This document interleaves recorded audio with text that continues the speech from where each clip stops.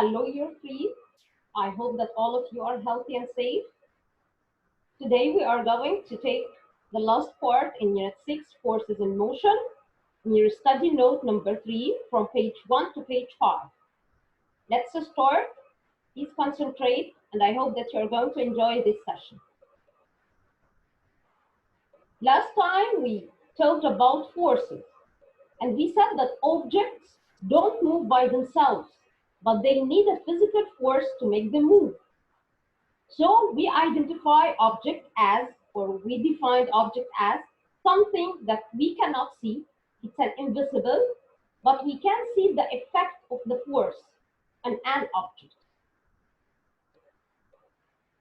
We said also that force is either a push or a pull. And there must be two objects for a push or a pull to happen. As shown in the picture, there is two objects, a man and a door. So we could have push and pull.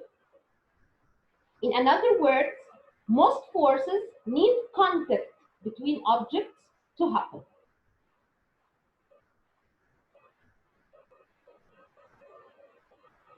Also, we said that a push is when you use a physical force to move something away from you. When you need to move something away from you, you use a push force. As shown in the picture, the boy is pushing the books. While pull is when you use a physical force to move or bring something towards you. As shown in the picture, the boy trying to pull the box. So pushing, you move something away. Pulling, you bring something towards you. Today we are going to speak about stopping objects moving. How objects stop from moving. Why when you push a ball, by the time it stops in a certain distance? Why when you play with your car toy and push it, it just moves for a distance and stop all alone? What makes these objects stop moving? When there is two surfaces rubbed together, there is an invisible force we didn't see. Stop them from moving easily. So when any two surfaces touch each other and start to rub together, there is an invisible force that we didn't see, stop them from moving. This invisible force called the friction. Okay? The invisible force to stop objects from moving is called friction. What's meant by friction? Friction is a force that slows down movement when two surfaces are in contact or touching each other. So, for friction to arise, we must have two surfaces and they must be in a direct contact together. They must touch each other. And usually friction is caused by roughness of the surface. When you have a rough surface, friction force must arise. So this slows down the movement of the object moving on this surface. Let's see some application to understand what's meant by friction. When things slide easily, when you are trying to slide your car toy on a surface which is smooth, there is less friction. Or we say that the surface has low friction force. So when you slide an object and this object slide easily, we say that this surface is smooth. So it has less friction or low friction. But when the surface is hard or rough, there is more friction. Or we may say this surface has a high friction. So the object will not slide easily. Let's see an activity so you can understand this more easily. Here we have two pictures, one for a boy standing on a sandy floor in the background and trying to push the ball in this direction of movement. And as we said, if we have two surfaces like the ball and the sandy floor, there will be a friction force which will be opposite to the direction force to stop the object. In picture A, when the ball touches the sandy floor, which is rough surface, of course, sand is rough. So when the ball touches the rough surface, high friction will arise. So the ball will not slide well.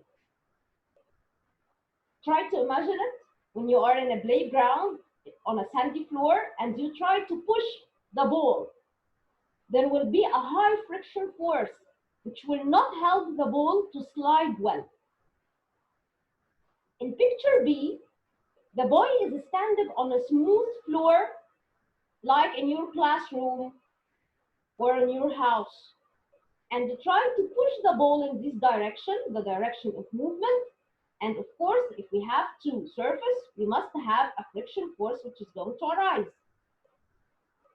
In picture B, when the ball touches the smooth floor, which could be ceramic or something like this, low friction force will arise and the ball will slide very well. So in another word, we may say that friction or friction force is the reason of stopping the ball. Why when you push a ball, it stops after a while? Because there is a friction force. But if you imagine the smooth surface, when the ball moves on the small surface, it's going to move for longer distance than on a rough surface, because the friction force is going to increase between the rough surface and decrease between the smooth surface. When the ball is pushed on a rough surface like the sand, a high friction force will arise. But when the ball moves in a smooth surface, a low friction force will arise. So on the smooth surface, the ball is going to travel for longer distance. So in another word, friction force increase between rough surfaces and decrease if we have smooth surface.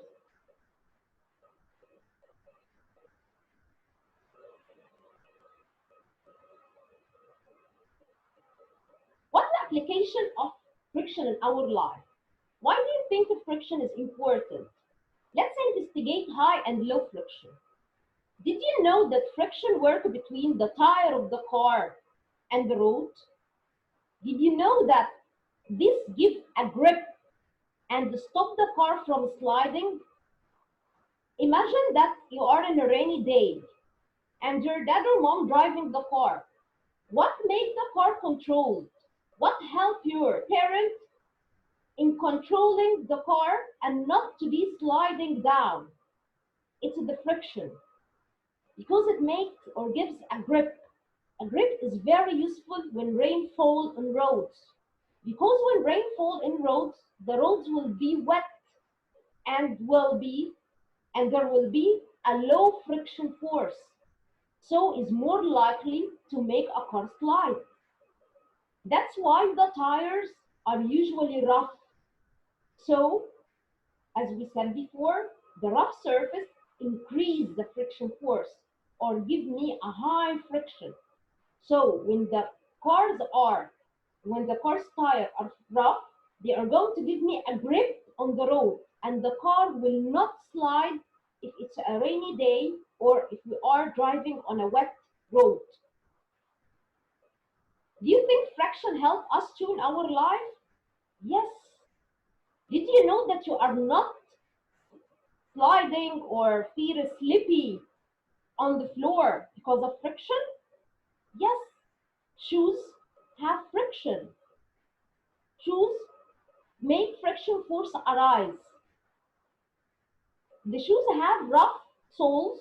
The base of these shoes, those are rough soles, provide high friction, which gives the shoe a good grip. This grip is very important because it prevents people from slipping on smooth surface such as ice or a shiny surface or wet grass. Imagine yourself playing football in a playground which is full of grass, and it was a rainy day and the grass was wet. The floor will be very slippery. If you are not wearing a shoes with a rough surface, you are going to slip down many and many more times. That's why football players usually wear shoes with a very rough surface. The base of the shoes contains some pimples, something like bumpy surface, which is rough, to arise a high friction force between the shoes and the wet grass the football player used to play on in the matches, so they will not slip down easily. That's why friction is very important in our life. Did the mass and the weight going to affect the friction? Did you remember what's meant by mass and what's meant by weight? We said last time. We said last time that weight is a force that pulls the object down. And we said it's mainly due to gravity, which is invented by or discovered by Isaac Newton. So weight is a force that pulls the object down, while mass is the amount of material inside an object. Okay? Actually, mass and weight of an object affect amount of friction when moving it. Imagine that you are pushing two boxes, one very heavy and the other one very light. What do you think? Which one you are going to push more easily? Of course, the light one. Do you know why? Because the heavier box has a greater force which pulls down more on the floor. It has a high or a heavy mass and a high weight, so it has a greater force which push down on the floor because the floor is pulling it. This gives us a surface high friction when you try to move the box than the lighter one. So the heavier box will be harder to move than the lighter box because the heavier box has more weight, more mass, and so there is a greater force which should push or pull the box down, so it will be hard to be moved.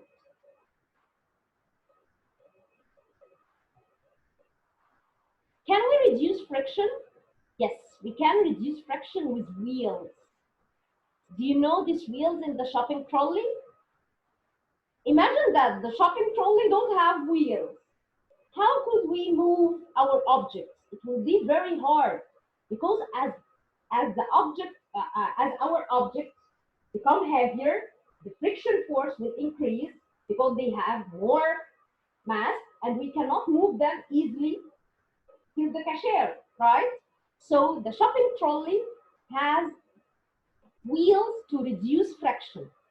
Wheels reduce friction, so we often use them to move heavy objects. This makes it easier to push the objects as less force is needed to roll them. These wheels reduce the friction and help us to move the heavy objects easily because they help in rising low friction force. By this slide, our session has finished. I hope that you enjoyed this session. Please repeat it as much as you can so you can understand what's covered during this session. However, this is the last part in your curriculum. By the next time, we're going to start to revise one more time to be ready for your assessment. So please recap your study notes as much as you can to be ready. And your today's homework will be page 74 and 78 in your workbook. And page 75, you're going to solve question number 1 only. So your homework, pages 74 and 78, the whole page, while in page 75, you're going to answer question number 1 only. By the end of the week, I'm going to send you a model answer so you can recap or check your answers as much as easily. Please write your questions in a piece of paper so we can discuss them together on next Thursday during our online session. Thank you so much for your concentration. See you next session. Bye bye.